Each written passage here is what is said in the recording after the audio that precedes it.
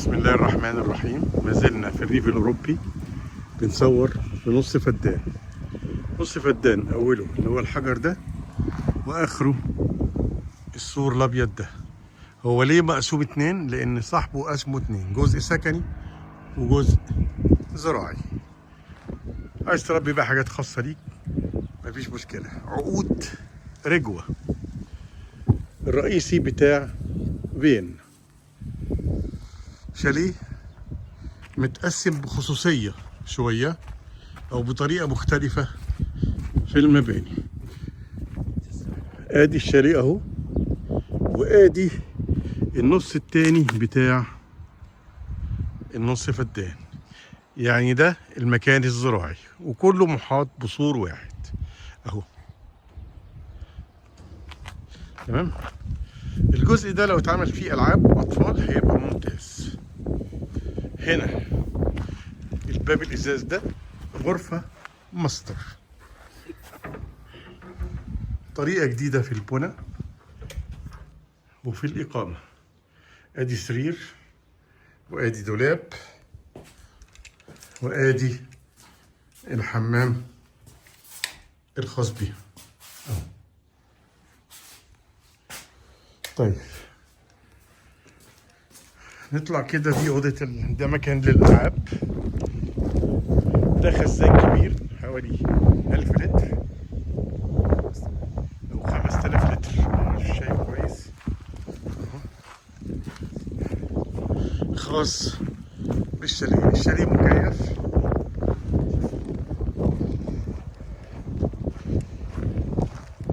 ده مدخله اهو، فيه تنس وبلياردو.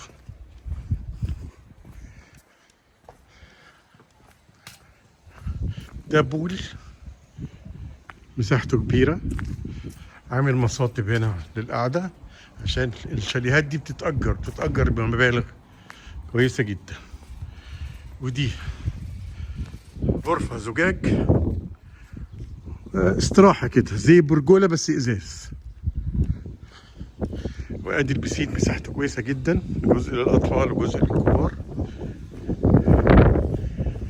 ده حمام بيخدم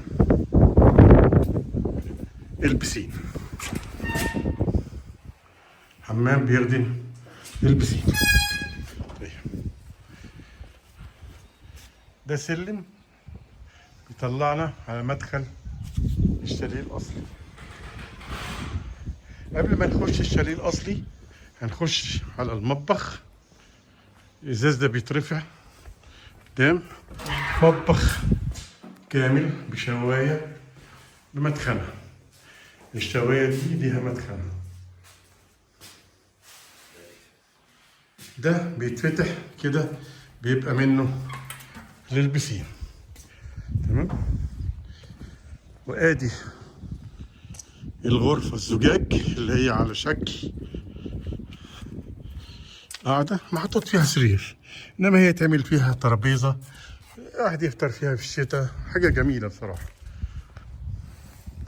وادي الشاليه اللي واجهته معمولة هشمي، حجر هشمي. والله شكل الهشمي دي محارة جاهزة. طيب هنخش الشاليه من جوه. معلش الشاليه لسه بيتوضب وفي فرش صحيح. ادي هو سفرة، وادي مطبخ امريكاني، وادي غرفة نوم اهي، وادي حمام، وادي غرفة النوم التانية مكيف اهي. الاتنين غرف النوم مكيفة اهي. شاليه رايق متقسم بطريقة مختلفة، أول مرة أشوفها، بس تحس إن فيه خصوصية.